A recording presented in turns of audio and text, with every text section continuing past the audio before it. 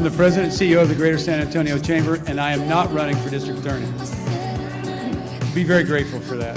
So I have the students, don't clap for that. Hey, I thank you for being here.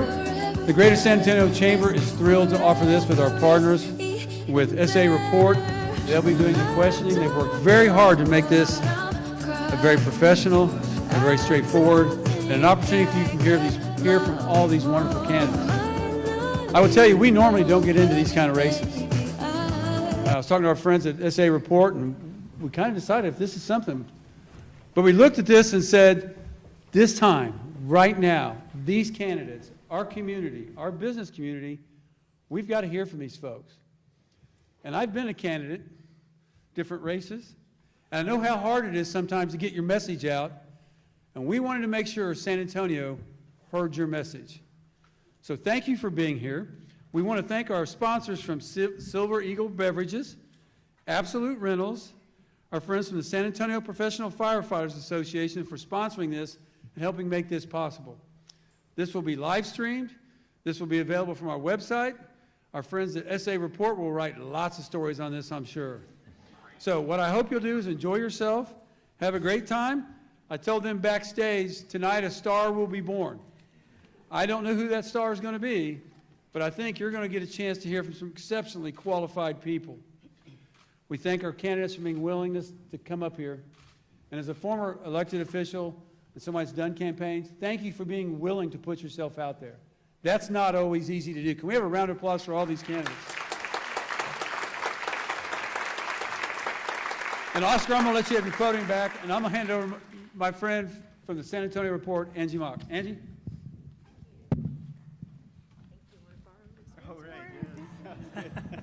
Thank you so much. Yes, I'm Angie Mock, the publisher and CEO of the San Antonio Report. We are San Antonio's leading digital, local, independent news organization, and also your host, along with the Greater San Antonio Chamber of Commerce. Thanks again to the candidates, our moderator, and everyone here. You know, because you're here, that the Bexar County District Attorney plays a really critical role in our justice system, making decisions that affect public safety, fairness, and trust in the rule of law. This debate is an opportunity for voters to hear directly from these 8 Democratic primary candidates about their priorities, their values, their vision for our community. And as part of our public service mission, it's being videotaped. It'll be up on the San Antonio Report YouTube channel tomorrow. So for all your colleagues and friends and family members who couldn't make it out tonight, please encourage them to view the video. Our moderator is going to cover the debate rules with the candidates. As an audience, we just encourage you to listen. Listen closely, consider the perspectives that are being shared, and use this information to make an informed decision when you cast your ballot. We also have a little audience rules. We ask you to refrain from applause or any loud comments. We've got 8 candidates, as you can see, and we want to get to as many questions as we can. That's why we're all here. Any disruption at any time really hurts the debate, and we will kindly ask anybody who cannot comply to leave. But we are excited for this. We're excited you're here. We're so grateful for our partners at the Greater San Antonio Chamber of Commerce. And with that, please give a warm welcome to our moderator, San Antonio Report Government and Politics reporter, the amazing Andrea Dresch.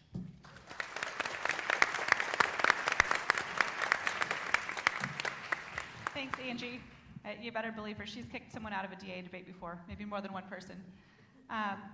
Hosting this debate was so important to us because the job of Texas district attorneys is so important and getting tougher. Whoever voters choose to replace incumbent Joe Gonzalez will have a huge job on their hands, leading a 600-employee office that directly impacts public safety and trust in the justice system. At the same time, Republican state leaders have made it clear that they're willing to remove so-called rogue DAs from office. As many of you know, several big-name candidates looked at this race and took a pass. Now, voters have very little time to familiarize themselves with a big crowd of Democratic contenders, one of whom will be the odds-on favorite to carry this in a blue county in November. With a full stage and limited time, It's going to move really fast, but we hope that you come away with a better sense of how each of these candidates would manage an office with significant discretion over charging decisions and case prioritization that shaped the overall perception of safety and accountability in our community. Candidates, we're going to start by asking you each to introduce yourselves, then we'll have a series of questions for the entire group, and we'll close with a 1-minute closing statement. If your opponent mentions your name, you may be awarded a 30-second rebuttal at my discretion. You might also get a follow-up question from me on questions where we feel like more context is needed. If you're ready, we'll start with the 1-minute and 30-second opening statements. Mr. Salinas, you're first. Thank you. Good evening. My name is Oscar Salinas. I'm a prosecutor at the Bexar County District Attorney's Office, where I've been there for about 12 years. I'm currently in a capital murder trial, so if I seem a little tired, forgive me for that. But it's important that we talk about these issues today. I'm a father of two, a 7-year-old and a 4-year-old we have at home. My wife, who's here, a nurse here in town. I'm a graduate of the University of Texas School of Law. But my story doesn't start with me. It begins with my grandfather, who crossed the river when he was 16 years old with nothing but 2 shirts, 2 pants, and 2 watermelons, so that I could someday have the opportunity to stand up right here, right now, in front of each and every one of you to answer the questions that need to be answered, to give you the plans that we need to have. I believe that our office should be fair, it should be efficient, and it should be effective. I have a unique experience in that I'm currently one of the prosecutors in the courts. I understand what it's like the day in and day out, the struggles that we have. And so I welcome any and all questions so that I can have the opportunity to get my vision across so that we can have a fair, effective, and efficient Bexar County District Attorney's Office. Thank you. Oh, sorry. We're going to cut the applause because we got to move really fast. Mr. Bethany, you're next. Good evening. Thank you, Chamber. Thank you, San Antonio Report, our audience, those online, my fellow veterans, my lovely wife of 35 years, and my campaign team. I'm Jim Bethke, and I'm a lifelong public servant. I'm also a husband, a father, a grandfather, and a veteran of the 101st Airborne Division. I am the only candidate with the experience and qualifications to lead this district attorney's office into the 21st century. For more than 30 years, I have built from scratch 3 major justice programs. I helped build the Texas Indigent Defense Commission, serving all 254 counties, which has generated more than $40 million to Bexar County alone. As director of the Managed Assigned Counsel program, I oversee an $18 million budget, more than 225 private attorneys that our office contracts with. I have 17 other staff, including myself. After arriving at the Bexar County Managed Assigned, I was able to secure an additional $1 million to set up a mental health division. I know what works, I know what doesn't, I know how to fix it. This campaign is not about me, it's about building a district attorney's office that makes Bexar County safer, fairer, and more transparent. I ask for your support. Thank you. Ms. Davis? I'm Jane Davis. I'm running for district attorney. The first question you may have about me is what separates you from this field of candidates? First of all, I'm a lifelong Democrat. Second of all, I have over 3 decades of experience working in DA's offices. I have been with the Bexar County District Attorney's Office and also been first assistant to the Guadalupe County DA's office. I have tried over 400 jury trials. I have served 7 different district attorneys. I have worked in every section of the DA's office, and there are 15. I've worked in every section, so I know what each section needs. I have the experience, I have the maturity, and I have the temperament to lead this office. A few more things about me. I have worked at the U.S. Attorney's Office as an intern. I have taught public school. I am a certified mediator. I have done defense attorney work. Right now, I'm the chief of the juvenile section of the DA's office. I'm also a commissioned pastor, so I understand mercy, and I'm also a rancher and a beekeeper, so I understand being tough. You may ask me, why would you want to run for this office? Well, I want to run because I'm not trying to launch a political campaign, but I do care about this office My goodness, I've got 90 40 seconds is up. years in it. Ms. Davis. Mr. Locke? Thank you. Good evening. My name is Shannon Locke. I'm the only candidate who is board certified in criminal law. I've been a prosecutor and I've been a criminal defense attorney for the past 20 years. Over the past week, our campaign has earned the endorsement of the Stonewall Democrats, the Texas Progressive Caucus, and the AFL-CIO. They have endorsed our campaign because they recognize the importance of the only thing that I recognize, and that is that we are in a constitutional crisis. I've been calling for investigations into the ICE raids that occurred at San Pedro and Bassi since November. I've been calling for them consistently at every debate. I've been going to protests. I've been in the streets. I am sincerely worried about what is coming next, and I'm not alone. Joe Gonzalez, when he heard my consistent calls for these investigations, called me out in the newspaper. He said that I was engaging in disinformation. Since then, and he also said that it couldn't be done, that it could not be investigated. Since then, 11 district attorneys across this country have joined me in calling for local investigations into ICE agents when they commit crimes while conducting their duties. 2 of those district attorneys are in Texas. We can do this, but we're choosing not to. They formed a coalition, the Fight Against Federal Overreach. No targets, no favors, Mr. Locke. justice for all. Ms. Powers?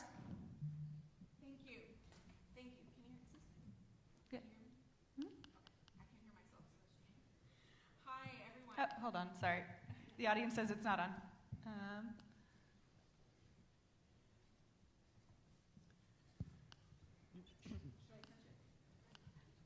Dylan's going to come save you.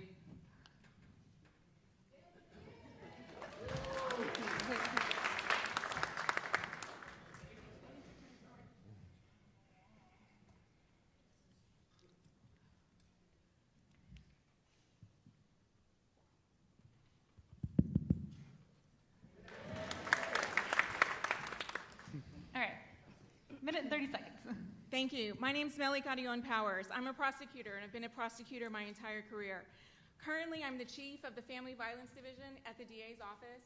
I have been in this role for 7 years, and in the past 7 years, what I've been doing is working with my teams, some of who are here, working with my teams and prosecuting what I believe to be the most challenging and the most difficult and the most serious cases.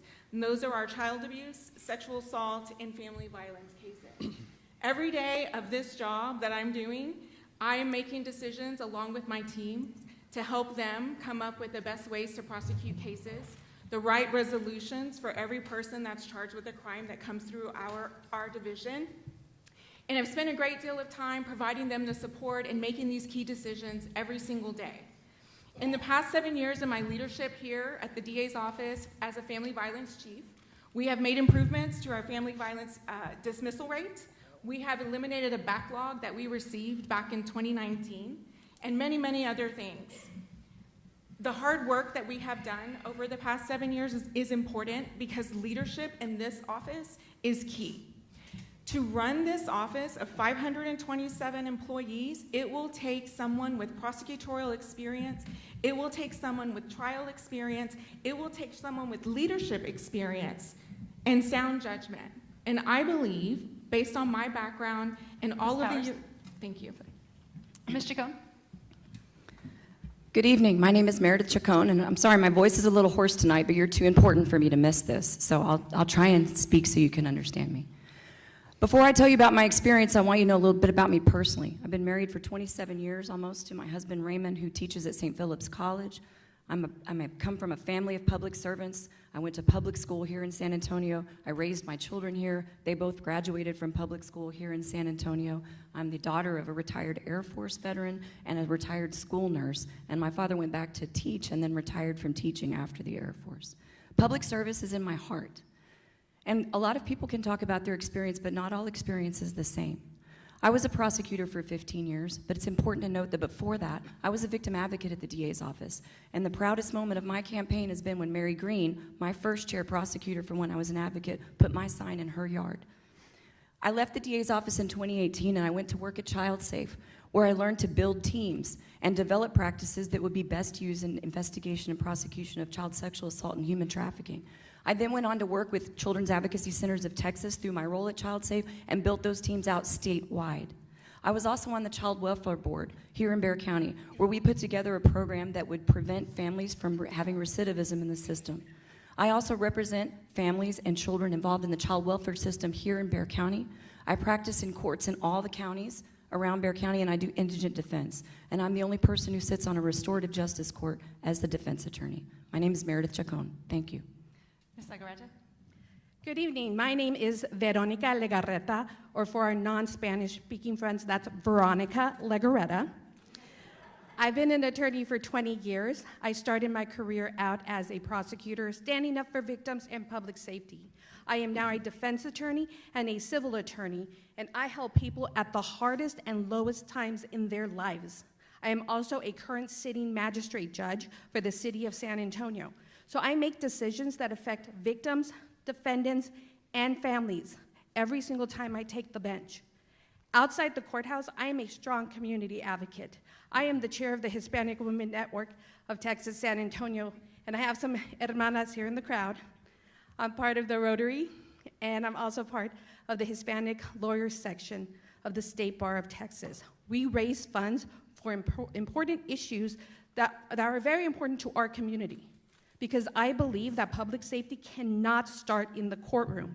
It has to start with a strong community, with opportunity, and with trust. I believe that Bexar County deserves a district attorney that knows every single side of the justice system. We don't need one-sided district attorneys. We need someone who is well-balanced, who understands victims, but also defendants. Somebody who will hold people accountable, but will lead with integrity. I am Veronica Legarreta. I am running for district attorney. I will be firm on crime, fair to all. I'm number 4 on the ballot. Veronica for DA. Thank you. Ms. Chapa? Good evening, everyone. Oops, am I having the same Marco? I hear you. Okay. Good evening, everyone. I'm Luz Helena Chapa, a mother of 3, a St. Mary's University dual alum, a lawyer of 25 years, a former judge of 13 years, and a proud lifelong Democrat. I think you need to stand closer to the mic, maybe. Oh. Sorry, Dylan. I think we're good. We're making you work this evening. Okay. That's what I'm here for. Thank you. Good, that's fine. Andrea, would it be okay to start over? Yeah. So 90 seconds at the clock. Okay. Sorry, she's going to give you 1. Okay. I've been on the ballot 6 times in Bexar County as a Democrat and won every single time. During my service as a justice on the 4th Court of Appeals for 12 years, I offered 600 criminal opinions and 800 civil. The justice of the 4th Court of Appeals was one of the highest and most important courts in our state. And I know the law, I know how to lead, and I don't buckle to outside political pressure.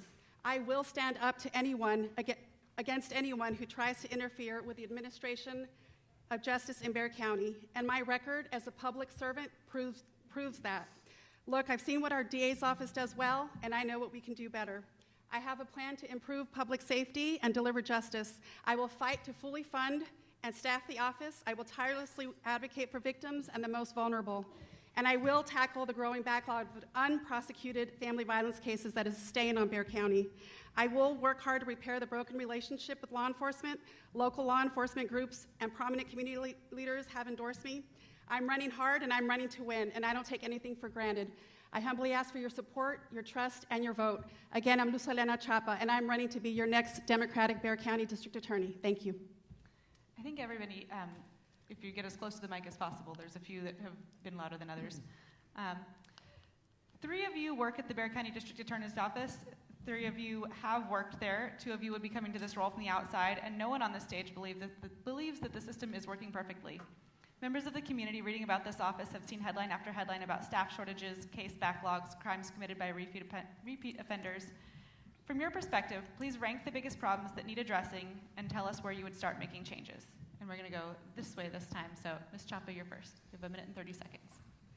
Well, we do have a big issue of repeat offenders, especially habitual repeat offenders and repeat offenders who have actually been let go and then they reoffend. We do have a crisis because we haven't been tough on crime in our community. We need to make serious changes to improve public safety, and that becomes an issue when our law enforcement are being shot by repeat offenders, and it's also becomes an issue when everyone is not working together, including law enforcement, the DA's office, community leaders, at the county level, at the city level. When we're working in different, without working together, rather, we don't come up with good solutions that benefit our community. Public safety is at the core of what we need in Bexar County. There's no one who understands the community's needs like I do. Thank you. Ms. Legarreta? Yes, I believe the question is, what in order do we think is most important that needs to be addressed? And these three go hand in hand. First, we have a backlog that needs to be fixed. It started with COVID, and there's a huge backlog of indicting cases, filing information on cases. In the courts, we have huge dockets for judges who just cannot handle it, not because of their own fault, but just because there are so many cases out there. Number two is the retention of staff and prosecutors. A lot of people say, I'm going to fund the office and we need more money, but the truth is no one can guarantee that. We cannot guarantee money, but what we can guarantee is to support the individuals on the front line. We have to make the prosecutors understand we have your back. They need to be able to have discretion to make decisions. There doesn't need to be micromanaging like there is now. The next thing is communication. It is so hard for victims to get information from the DA's office. I had a client who needed help. I called the first assistant who was my chief when I was in the DA's office, and I couldn't even get a call back. How do we expect victims to get called back? So that's what I think is important. The backlog, retention, communication, they go hand in hand, and I plan to fix them by offering a better training to the prosecutors, also moving the prosecutors into areas where we can actually benefit from them. Some of them are so great. They're just in the wrong areas, and we need to move them. And only someone who has seen it from the inside and outside can understand that and solve that problem. Thank you. Ms. Chacon, please rank the biggest problems that need addressing and tell us where we would start making changes. I think communication is really a huge problem right now. Transparency.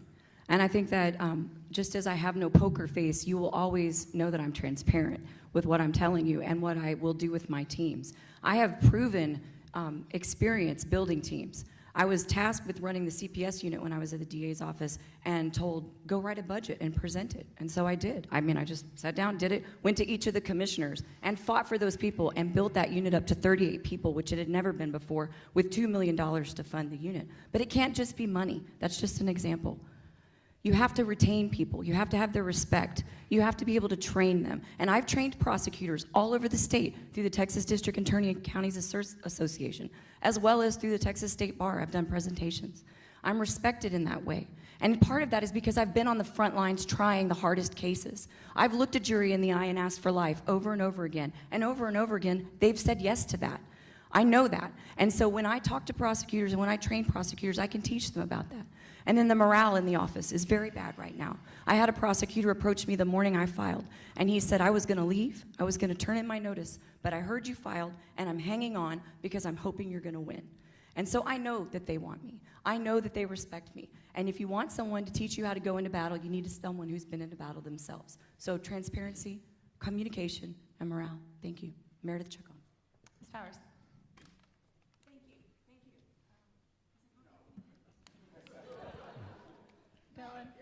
I think Melly's trying to get more time. Can we loan her a mark in the meantime?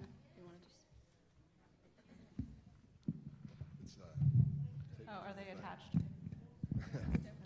I don't know. Melly. We were told not to touch the mics. Someone's been Melly. touching the mics.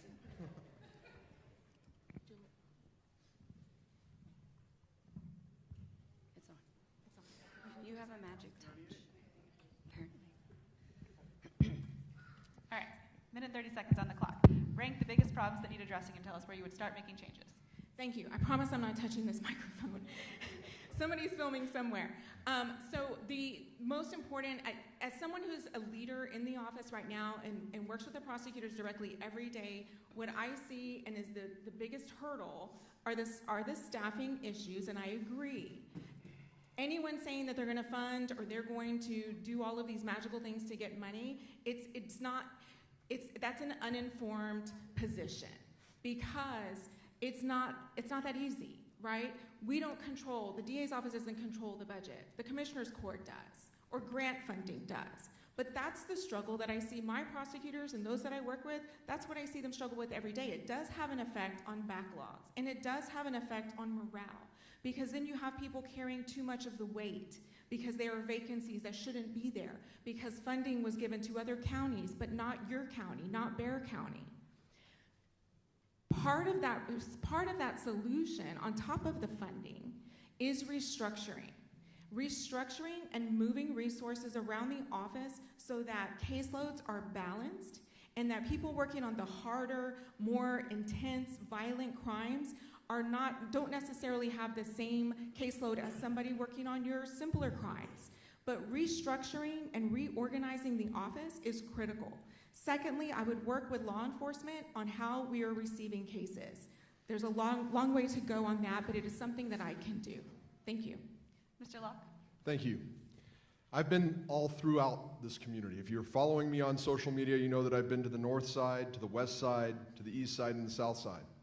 And as I'm talking to people, the theme is clear. There is a belief, and it is shot throughout our community, that the district attorney's office does not care about me. They don't care about me. And the way that we fix that is we start demonstrating that we care. We start doing the hard work. When federal agents come and terrorize our communities, we're going to hold them to the letter of the law. We'll make sure that they don't break the law, and if they break the law, we're going to prosecute them. When somebody is victimized by crime, we will give them a seat at the table. In the 15 different divisions at the Bexar County District Attorney's Office, I'm going to put an ombudsman. That's somebody that you can always call and find out what the problem is, what's going on with your case, and they will get an answer to you. We need to begin communicating to our community that we care about you. That's the most important thing. Because when people think that the district attorney's office doesn't care about them, they stop calling the police, they stop asking for help, and that's when people really get hurt. So that's the biggest problem that we have at the district attorney's office, and the biggest problem that needs outside help. You can't fix this from somebody who's been on the inside. You have to come in from the outside with a fresh perspective and start teaching everybody to communicate broadly that we care about every part of our community. Thank you. Ms. Davis, you've mentioned in previous debates that you would like to pull the best ideas from previous administrations, and you have worked under a lot of them. Tell us where you still see the biggest problems remaining and where you would start addressing them. I have a list of 8 things I would do differently from what the DA's office does now, but I'm not going to have time to tell you all of them. But the first thing I would do is protect the victims. And in order to protect the victims, when a victim of domestic violence has called for help, I would make sure that somebody from the DA's office contacts that victim within 24 hours of the assault. Further, that person needs to be contacted again within the first month and needs to be aware of the services available. Our Family Justice Center, for example, we can have food, clothing, shelter, whatever that person might need. So that's one thing. I would work with the victims better than we're doing right now. Even though we're working at it, I would do it better. Second of all, we need to work with law enforcement. And in doing that and working on the backlog, I would put an assistant district attorney in every substation with all the law enforcement that would have that person to consult, so that when an officer writes a report, it doesn't have to sit on his desk while he's thinking about it and then go to the DA's office and sit on somebody's desk for a while and take all that time. There would be someone in office with law enforcement to confer about the case and what the evidence that it may be needed. I would encourage specialty courts.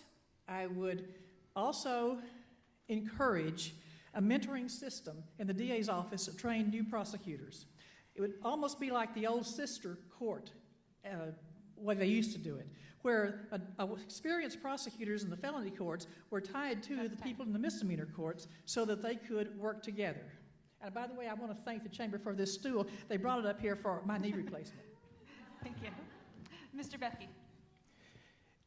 I feel the first thing that needs to be addressed is restore meaningful credibility and communications with law enforcement. What I'm reading in the papers is it's broken, and I don't see how you can effectively run an office when you're the chief law enforcement officer without effective, meaningful communication with law enforcement. I would form a committee and make sure that we're meeting on a regular basis. It wouldn't be optional. Additionally, victims need to be contacted. I hear constant complaints that the victims are not being communicated with on a timely manner.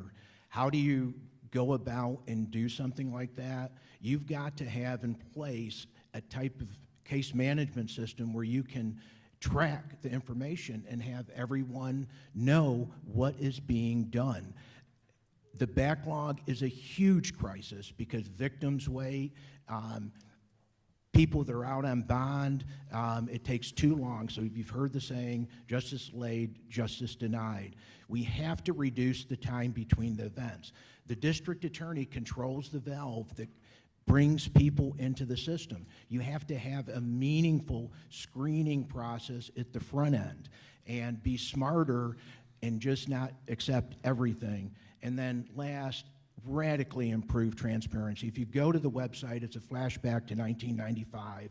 You've got to have public-facing dashboards so the advocates in the community, others, know what is going on. So those are the ideas I have. Mr. Salinas, as somebody who is currently working in the DA's office right now, tell us, rank the biggest problems that still need addressing and tell us where you would start. Thank you. So I come from the unique perspective that, I picked a jury yesterday on a capital murder, started the trial today, and I'm here right now. And I can tell you that every DA's office goes through its unique problems every time. And what I can tell you right now is that we are dealing with a growing population. In the last 12 years, the population of Bexar County has grown 27%. And so what does that lead to? That leads to more cases coming in. That leads to the backlog that we're talking about. Can we tackle this backlog? Of course, but we do not want to sacrifice quality in our prosecutions when attacking that backlog. And so the question is, well, what about more resources? We are a place of limited resources. So what is required of our office is to look at where our resources are allocated and make sure that all of our staff is working to their highest potential. And can we reduce the backlog that way? Can we make sure that we have clear communication with our victims and our witnesses? As far as office morale, I agree. We do need to have a mentoring program. No one wants to come into a new job and then go and have to try complicated criminal cases without having the adequate training to effectively prosecute those cases. The reality is we are a growing population with limited resources, and it takes our office to look internally to make sure that we're using those resources effectively to the best of our ability, because there is no guarantee, as it's been stated up here, there is no guarantee that more resources will come.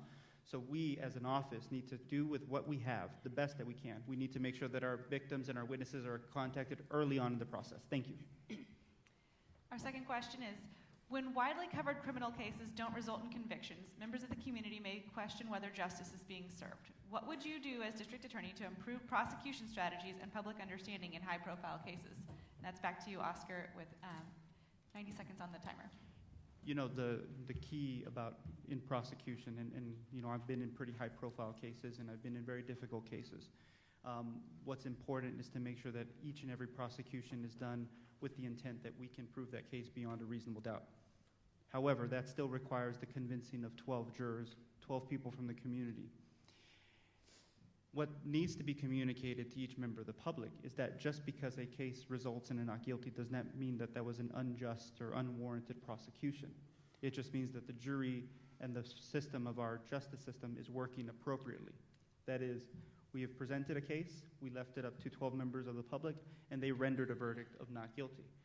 What needs to also be, going back to kind of what we talked about our limited resources, we need to make sure that our prosecutors are effectively trained so that they're properly trying these cases, that they're getting in the pieces of evidence that need to be brought in.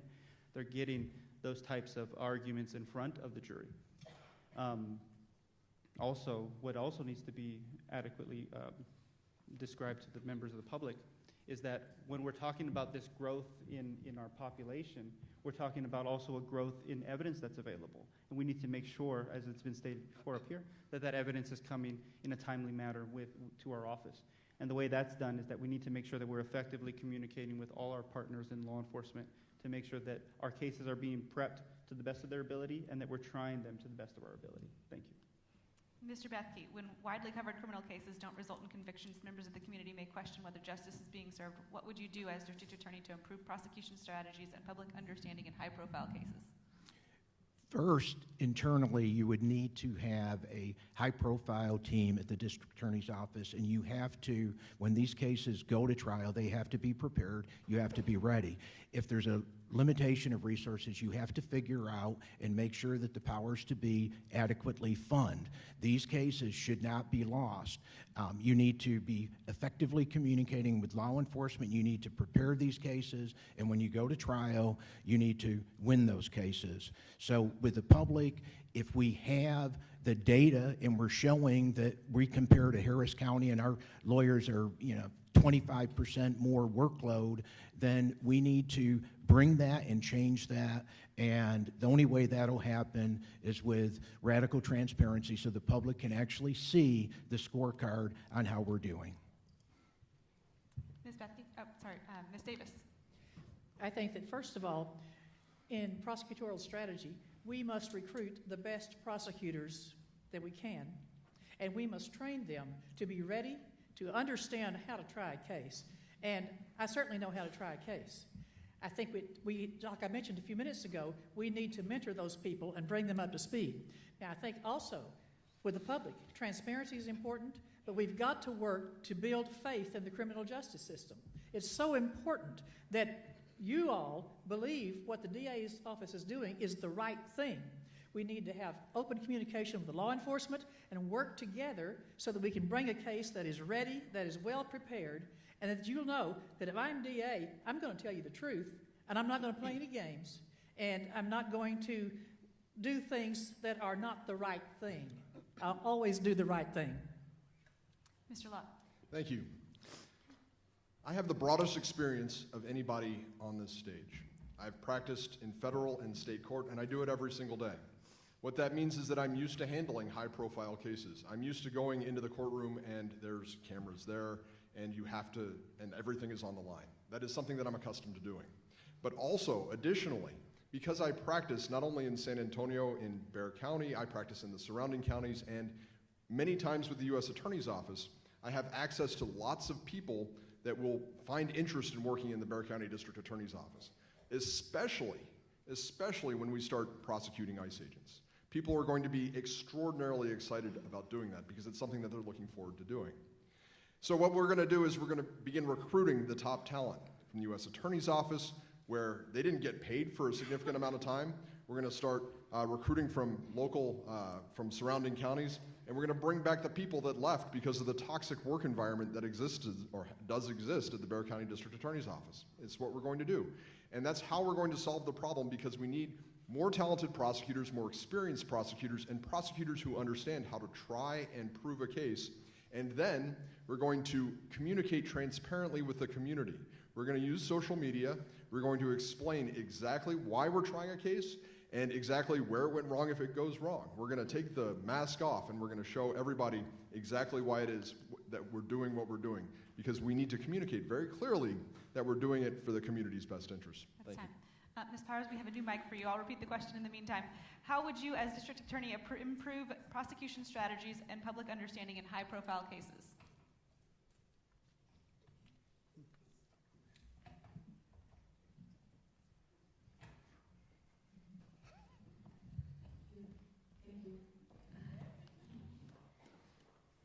Okay, so in order to be able to handle well high-profile cases, it will take someone to enter this office that has prosecutorial experience, and extensive prosecutorial experience. So the first part of handling a high-profile case is making sure that at the onset, when the case is coming in, that we are talking with and working with law enforcement, because part of the prosecution stage is getting evidence, making sure you have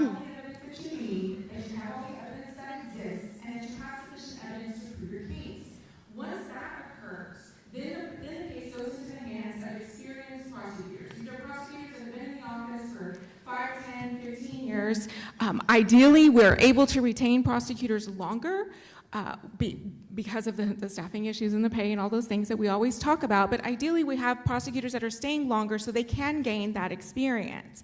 Now, these decisions on how to handle high-profile cases and how to resolve those high-profile cases are not easy decisions. And many, many times when those decisions are made, not only are they difficult, but sometimes they make people unhappy. Sometimes they don't meet the expectation of the community. And I think that part of the problem and what we need to do is make sure that we are explaining why we are reaching certain decisions, how we are reaching certain decisions on these cases so that everyone understands. It takes experience, it takes judgment, and it takes leadership. Melly Carrion-Powers, thank you. Ms. Chacon, you've been one of the biggest critics of the Gonzalez administration. You even tried to run against the incumbent under another party's banner in 2022. Let's have you take this question next. How would you improve prosecutorial strategies and public understanding in high-profile cases? So I can speak personally about why I believe that people have left the office, because not only did I refuse to stay and work for the current administration, but my two law partners, who I greatly respect, one of whom is the finest attorney I've ever worked with in my life in trial, left after years of not being able to work there anymore. So I know the morale problems are real, and that's why many, many prosecutors have left. And they haven't left the prosecution business. Many of them have gone to Medina County, Guadalupe County, they've gone to Kerr County, and all the counties surrounding us, because they love the work. I did this job for $47,000 a year when I had $150,000 in student loans when I started. I didn't do it for the money. So money's not going to solve the problem. You've got to have somebody that has the respect and has been in front of a jury on a high-profile case. And I have that.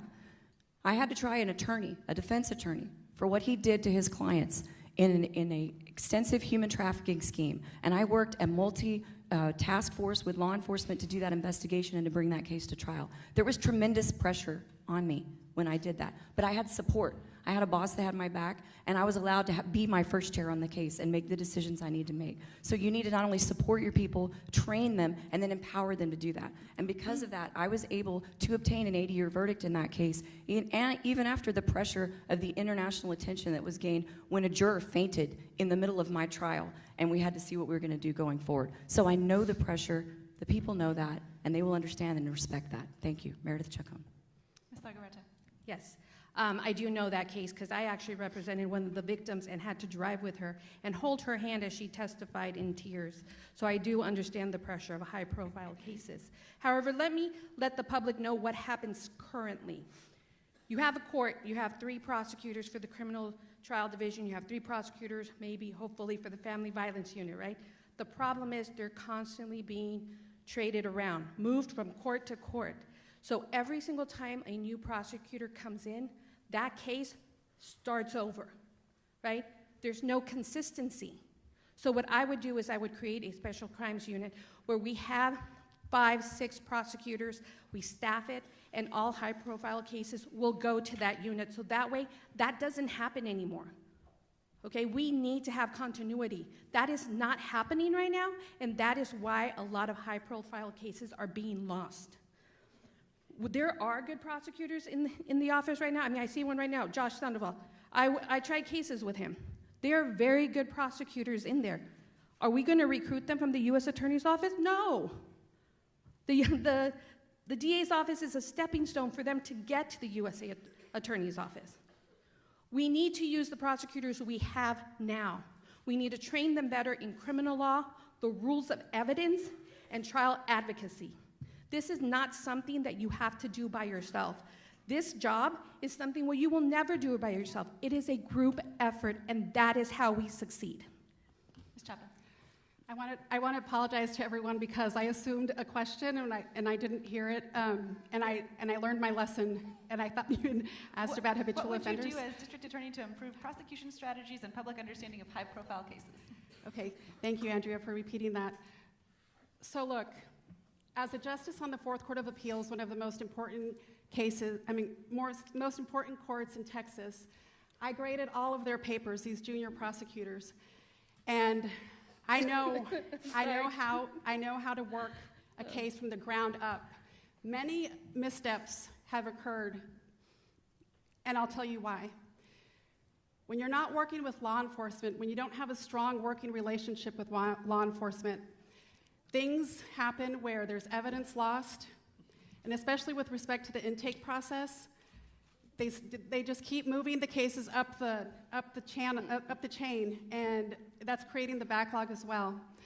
Another problem is that the current administration and everyone embedded and entrenched in all the problems, they buckle to political pressure. So when a high-profile case comes, they buckle.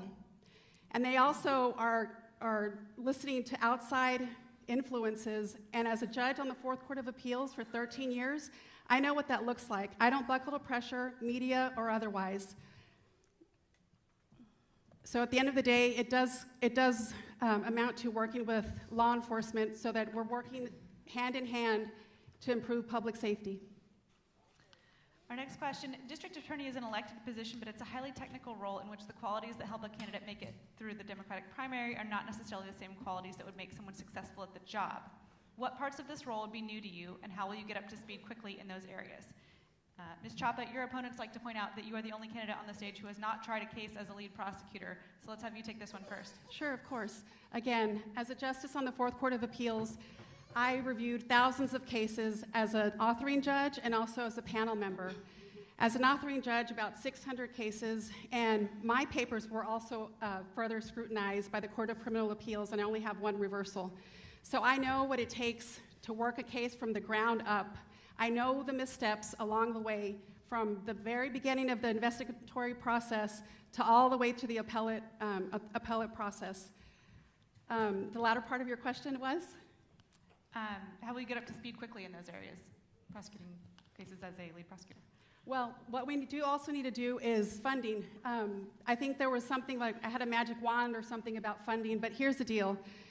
We need to work together with county commissioners, and they need to understand what the need is. And I've done that in terms of, for instance, mental health funding. And we also have to go to the core issues of our community and advocate for those fundings, because right now we're not doing that. I still have time. Excuse me.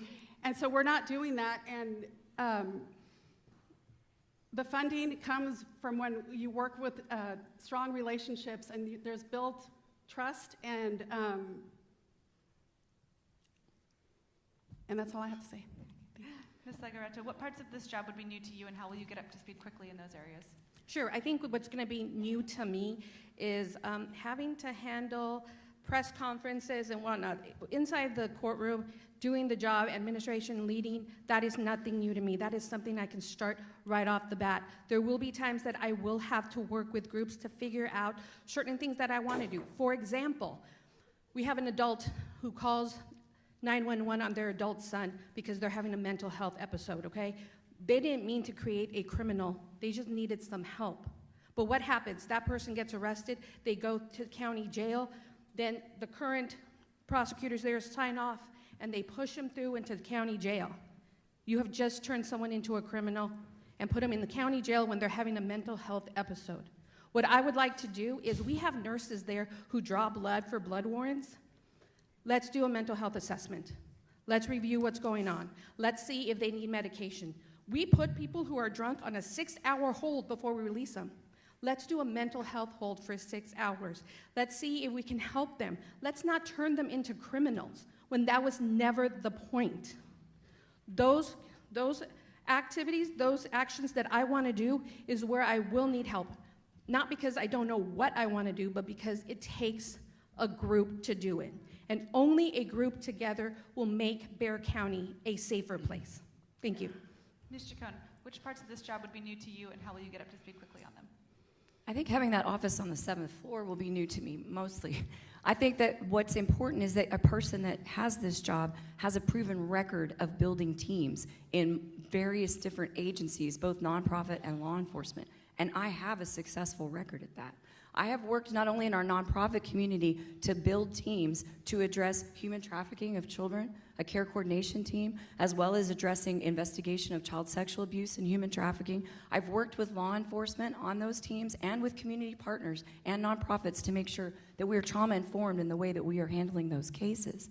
And I think because I'm good at building relationships, I look forward to that part of the job the most, because the DA should be standing shoulder to shoulder with the district court judges, asking for more resources, for more courts, because one of the reasons there's a backlog is there aren't enough courts to hear the cases. We need to be standing shoulder to shoulder, not having the budget fights. And I've been in those rooms where everybody's fighting over the same piece of the pie when we need to learn to get together. So I believe that is something that would be a challenge, and I'm up for that challenge because I've done that in the past. We had to reallocate money from Child Protective Services, adoptions units, to fund our CPS unit, but it made sense, and so we were able to do that. But that took a lot of work, and so I have a proven success record at being able to do these things and work with community partners to minimize the amount of resources we need and to maximize the amount of resources that we have. Meredith Chacon, thank you. Ms. Powers, what parts of this job would be new to you, and how would you get up to speed quickly? Excuse me. Thank you. I believe that I'm ready to hit the ground running on day one. There are going to be some small logistical issues that I'm just not privy to every day, but those are minor and logistical in nature, and that's not going to be something that is much of a challenge or stands in my way. I believe that what can be done in this office is I will assure that we are making sure that we are fighting for the low. Anytime we have a case where a violent offender or a repeat offender is facing a bond recommendation, we should be recommending high bonds on those repeat offenders. We should be challenging low bonds when bonds are too low. We should be lowering bonds when the person that is in the defendant is in question. They are not someone that is necessarily a risk to the community. We need to make sure that those bond decisions are being made based on risk. The other thing that I would add is I would say that we would need to expand the diversion programs that we have to make sure that those people that have mental health or substance abuse issues are getting the care that they need and the tools that they need to thrive in our community. Additionally, the restructuring that I mentioned earlier and how the cases come into the office is something that is very nuanced. And it's actually different from many of the other counties in Texas. But I would work with law enforcement. I have a plan in place to work with law enforcement where we change how cases are filed with the DA's office. And what this will do is it will improve public safety, and it will make sure that dangerous offenders are not on the streets walking on your streets. Thank you. Mr. Locke, what parts of this job would be new to you, and how will you get up to speed quickly? Thank you. I want to say something very quickly. Calling Jane Davis, Melly Powers, Meredith Chacon junior prosecutors is insulting. It is insulting. They are not junior prosecutors. We disagree about lots of things, and I'm running against all of them.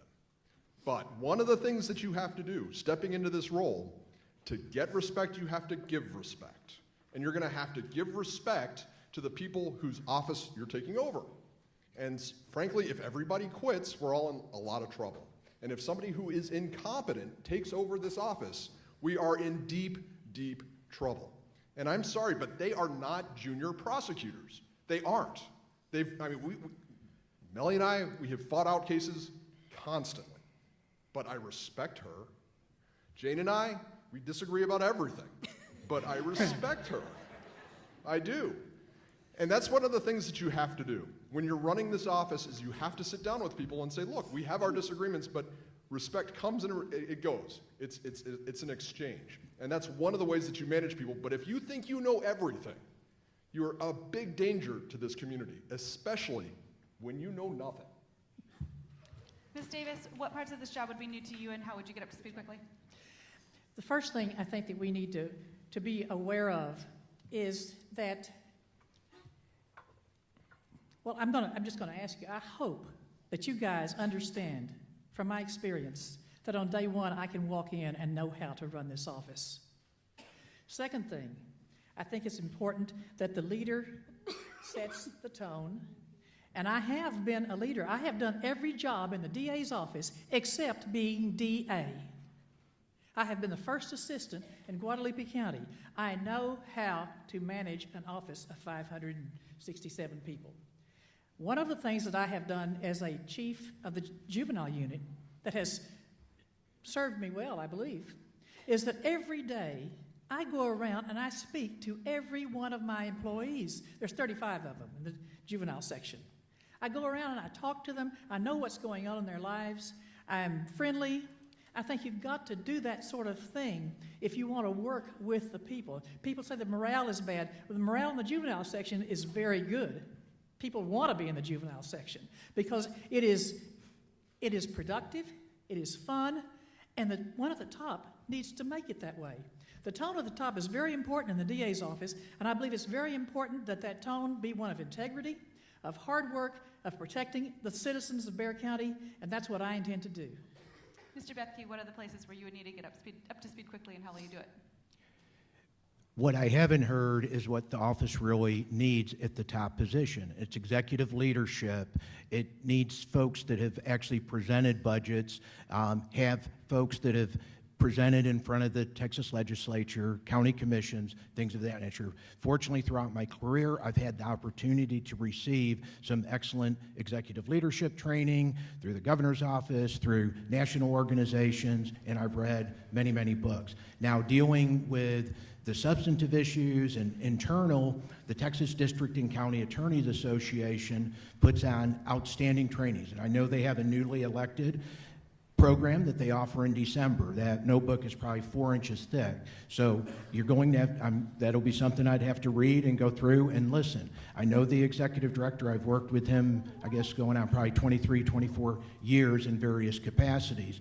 Also, there's the National District Attorneys Association. I would go and visit with them. And then one of the things that we often overlook is where is it working well in the state and other jurisdictions. Go visit with those district attorney's office, find out what's worked, what hasn't worked, and then bring those back. That's what I've been able to do with indigent defense. We got started 38 years, so I had 38 years of history to draw upon. So that's what I would do to get up to speed. Mr. Salinas. Thank you. I guess it's being a politician. I'm not much of a politician. What I can tell you, what I'm comfortable doing is representing the victims in court. I've sat with the mother who lost her child to a drunk driver who was a U.S. Marshal. I've sat there with the child who was raped by her mom and father who recorded it and posted it online. I've prosecuted a man who bragged about killing a child and telling me that I'd never find her body. And now he's doing 75 years for a different case. You know what I'm talking about, Sarah. So it's being a politician, right? And if you want someone that's going to tell you what you want to hear, then don't vote for me. Don't. But if you want someone who's going to give you practical solutions and have an open dialogue about what our limitations are, what we can actually do, then I'm your person. Because I'm not promising you that come January 2nd of 2027, the office is going to be perfect. No, it's going to take time. And that time is going to come through a restructuring of the office, an allocation of resources, communication.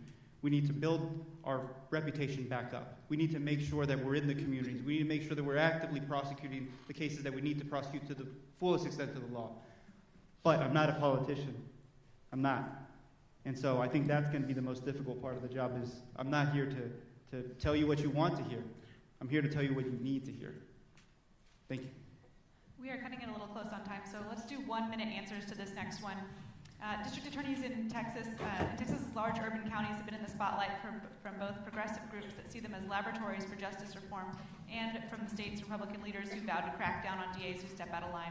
The modern district attorney is now expected to both put away bad guys and keep the community safe while also being a beacon of their community's value system. How will you balance those goals at a time when state leaders are making it easier to throw out DAs they disagree with and install their own replacements? Let's start with Mr. Salinas. You have 1 minute. I'll tell you a story. My son and I, and my wife and daughter, we were going to a practice for my son. It was in McAllister Park. And my daughter is primarily Spanish speaking. Actually, she doesn't know much English yet. She's 3. Well, she was 3 at the time. And so we're driving through, and there's a bunch of deer. And we rolled the window down. And my daughter said, "Hola," to which there was a response, "Speak English," and to go back to our country. And a bunch of other words said to my daughter. And those people were wearing Trump shirts. And so it came to the realization that there is a segment of the population that gravitates toward that. But I don't believe that the majority of the population gravitates toward that. So our role as Democrats should be to govern with responsibility effectively so that we can bring those people back, those people that aren't stuck in that backwards thinking or that mindset. But the role of a Democrat elected to the high office is to show that our way of governing is the way of the people, of the average person, of the everyday person. Thank you. Mr. Bethke, so far you're the only candidate in this race to have accepted a major endorsement from a justice reform group, the Texas Organizing Project, at a time when this office has come under such criticism for its relationship with the Wren Collective during the Gonzales administration. How will you balance that at a time when state leaders have made it easier to throw out DAs that they disagree with and install their own replacements? Great question, and one of the reasons I decided to throw my name in the hopper was when I looked around. I'm honored and proud to have gotten the endorsements that I've gotten from the Texas Organizing Project and others, because I do believe in restorative justice. And these things do not counter public safety, fairness, or radical transparency. So it's a different approach and a different methodology, but we have 5,000 people incarcerated right now. 2,500 of those cases are not filed. What can the defense lawyer do on those? Nothing other than just to tell his or her client not to say anything. So we've got to be a lot smarter. We have too many people in the jail. We're actually warehousing people outside of the system too, which costs us additional money. So we've got to be smart on crime, and also that doesn't counterbalance being hard on the people that commit serious violent cases or the habitual violent offenders. So we just have to be smart on it, and we have to have the right team in place. Ms. Davis. In the DA's office right now, we have had reporting requirements by the Office of the Attorney General. We have been trying to be compliant with those reporting requirements. The Attorney General is just looking for a way to kick Joe Gonzales out. But we have complied with what the Attorney General has said. But we also filed a case against him, which we have won so far. I'm sure he'll appeal it. But we are also saying that reform is important. Restorative justice is important. And we've done some good things in that regard. What we have to do is to be smart on how we talk about those things and not wave a red flag that's going to get the governor down here on the top of us. We need to be reformed, but not brag about it so much. Mr. Locke, as Ms. Davis suggested, we have a very progressive district attorney right now who has said that what you're suggesting with ICE officers is adding to the gross inaccuracies plaguing the public discourse on a controversial issue. This is even coming from a very progressive district attorney. How will you manage all of this at a time when state leaders are looking to throw out district attorneys that they disagree with? So Joe Gonzales was wrong about that. He was wrong about that, and I was joined by 11 district attorneys across this country who are going to use the district attorney's office to investigate ICE agents. 49, there is statutory authority for district attorneys investigating these cases, and there are 2 district attorneys in Texas that are willing to investigate ICE agents who break the law while committing crime, while conducting their ICE raids. So what we're going to do is we're going to investigate them, and we're going to treat them as any other person. They're not above the law. They think they have a blank check, but they don't have a blank check, because the law makes sure that they can be held accountable. And that's what I'm going to do. And that's what we have to do. Because the greatest threat that we have right now is this constitutional crisis. This constitutional crisis that is threatening us from Washington, and it's rubber stamped by Austin. And so what we have to do is we have to make sure that we have a district attorney who's willing to hold them accountable. And guess what? It will keep us more safe because they'll be deterred from doing it. Can I do a rebuttal? I don't believe that you were name-checked in that. Sorry? You were not name-checked in that. He's called me out 2 or 3 times to be against him on his ICE deal, so I want to rebut what he just said. That was another debate. You didn't get a name check in that, so Okay. you can wrap it up your closing statement. Sorry. Ms. Powers. Is it the same question? Mm-hmm. Okay, thank you. When I decided to put my name in the hat to run for district attorney several months ago, I had a number of people that I had to meet with and I talked to and learn about. They wanted to learn about me. I wanted to learn about them. And one of the questions that kept coming up that I was really struggling with was, are you a reform prosecutor or are you a law and order / punitive justice prosecutor? And it was a struggle for me because I couldn't put myself in one box because I am a career prosecutor, been a prosecutor for 25 years. In those 25 years, I have tried a number of cases, and what I'm trying to say here today is that there are times that there are going to be very, very violent crimes where somebody needs to go to prison to protect the community, and then there's going to be times where people need help, and they need help to address these root cause issues that cause the criminal behavior, and that's something that we should invest in as well. Melly Carrion Powers, thank you. The modern district attorney is now expected to be both putting away bad guys and keep the community safe while also being a beacon of their community's value system. How do you balance those goals at a time when state leaders are making it easier to throw out DAs they disagree with and install their own replacements? Ms. Chacon. I think it's important first to note that in Texas we have a special oath as prosecutors. We aren't a state where we seek justice. We are a state where we are told on our oath that we are to see that justice is done. And I understand that they think that they can pass laws that mean they can remove prosecutors from not doing their jobs. But I believe they're wrong. Because if you elect me, I will be. I will be seeing that justice is done. And I don't care how much pressure I get or where I get it from, I will fight for that because I have always done that. And I think it is important that you understand what prosecutorial discretion really means. And the problem with the current administration when he came in was that he developed a policy of just outright declination, which doesn't allow you to have discretion on individual cases or on individual kind of fact scenarios. And I think that's where the difference is. And the defense to the lawsuit that they filed is that you are seeing that justice is done. So bring it on. And we'll have the best chief of the civil section we could ever have to make sure that that happens. We have to have somebody strong in that role. But you can't be afraid that someone's going to take you out and be moved either way from political pressure in order to have this job. You have to be above that. Thank you. Ms. Legarreta. Okay, so just so the public knows, the question is like, how do we balance putting people away and being reformed, but also in a time when the government is trying to get rid of district attorneys who are not prosecuting cases, right? Because that's a reality that's happening, or they're trying to. And the thing is, we don't do it with brute force and we don't have to fight it. We have to follow the law creatively. They may tell us we have to prosecute a case, but they don't tell us how we have to prosecute the case, right? There are pretrial diversion programs that allow people to go through the system without convictions and without a criminal record, but you're still following the law. You're just kind of painting real close to the line, right? And that is what we need to do. We don't need to be starting fights. We don't need to be getting ourselves ousted. We don't need to be creating problems for the office. We need to get creative. We need to get smart because we can do both. And we can tell the government, you know what? I understand the law. I will follow the law. But the way I execute it is my way. Thank you. Ms. Chapman. Thank you, Andrea. So, on this stage, there's about 200 years of combined prosecutorial experience.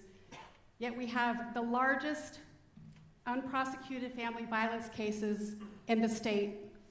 We also have the highest number of dismissals of unprosecuted cases involving family violence in the state. So I take great offense that our DA's office currently is so broken. That's why San Antonio Police Officers Association and the Deputy Sheriff Association has endorsed me because they know I can get the job done. My community knows me, and I know them. We are going to fix core issues with respect to mental health, the jail, and we're not going to allow cases to go unprosecuted. We're not going to dismiss cases because witnesses can't be found because files have literally sat on desks. That's 10. But we are rolling into our closing statements, and we are actually starting with I'm sorry, Andrea. I would like to rebut that. The comments about the family violence details, that's my division, and I need to correct some false information. I'm so sorry. We are so close on time. I'm going to have to ask that you wrap that into your closing statement. You have 1 minute.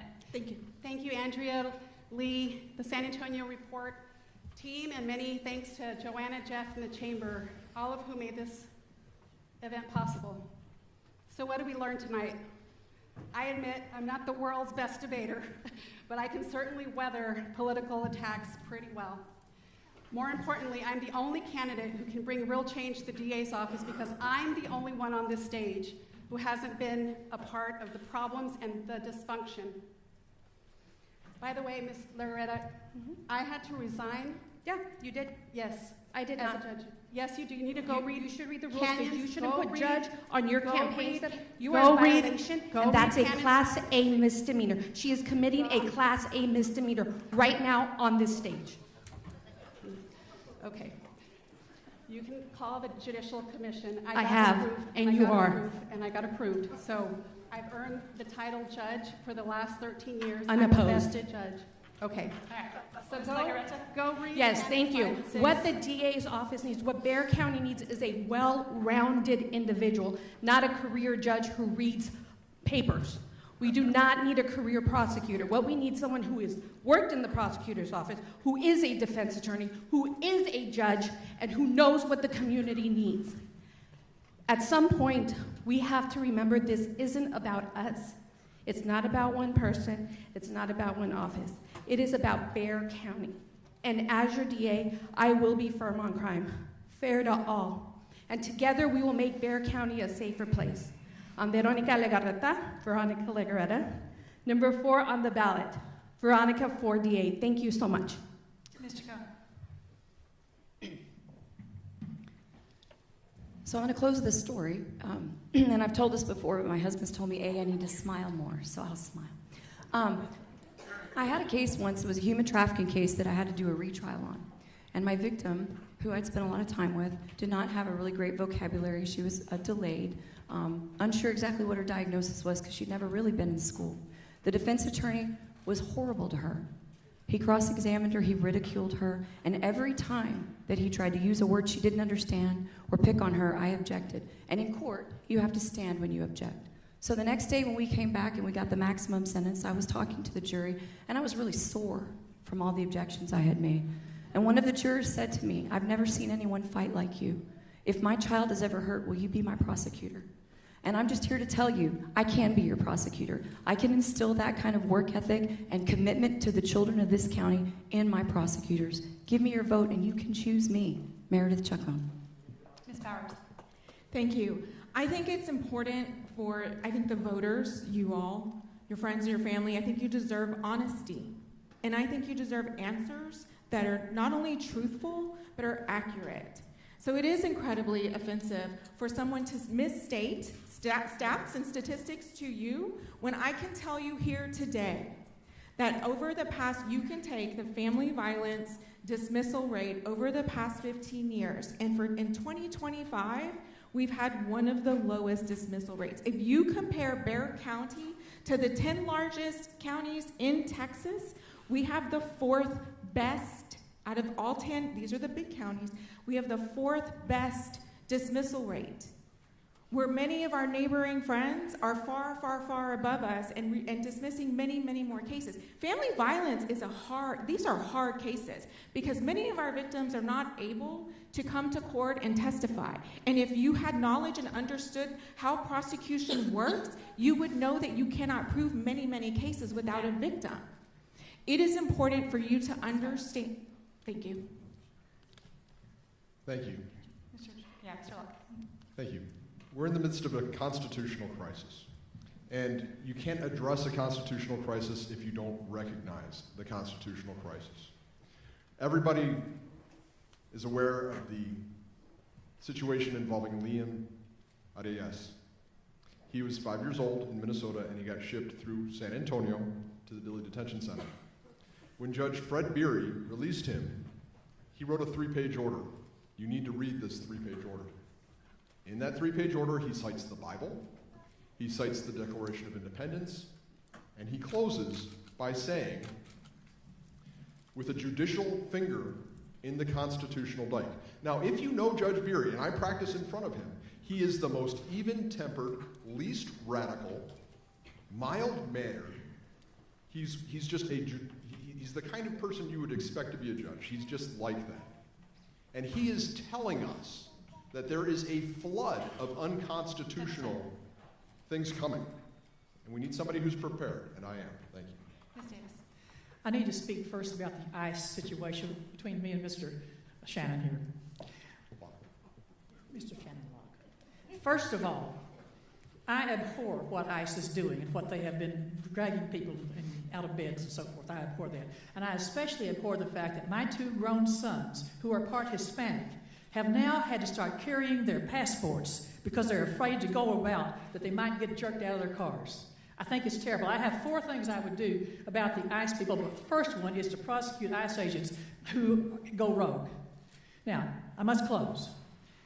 I think it's very important that you realize that someone here is recommending somebody to take over this office who has absolutely no experience in being in a DA's office or in leading a DA's office or even trying a case. I think that's terrible. I think it's very important that we have calm, steady leadership, that we don't play any games. We're not getting a page out of President Trump's playbook and try to get everybody scared and angry. I think it's important that we have calm, steady leadership at the top. Mr. Bethke? I am running to make our justice system and the district attorney's office work better. I promise I will use data to drive decision-making like I have over the last 25 years. I promise that I will be open and transparent in all my actions.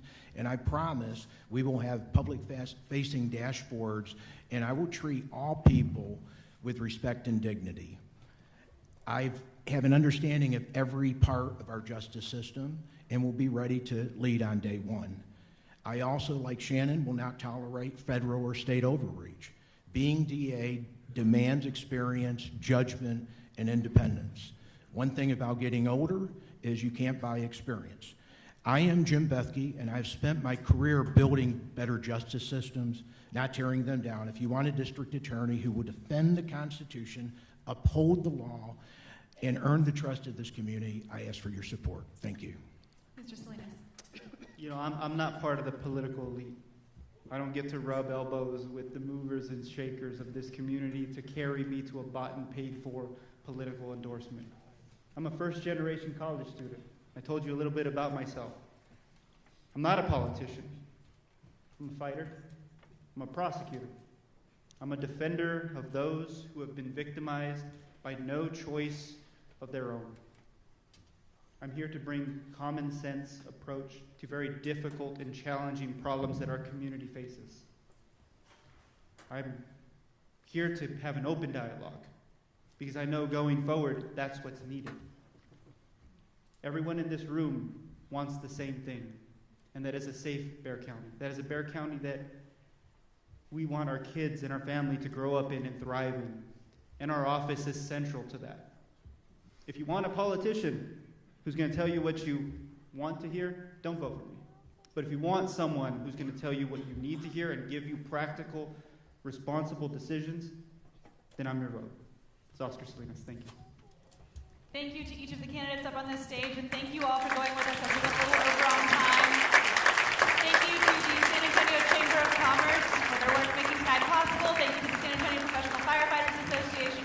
You can learn more about the Democrats and Republican DA candidates and every candidate that's going to be on your primary ballot on our 2026 primary voter guide found at sanantonio.report.com with more than 170 candidate profiles, links to their platforms, and written responses. Make sure to sign up for our weekly newsletter, the Bexar County Ballot, and make sure to vote. We are 2 weeks away from early voting. Thank you so much. Thank you.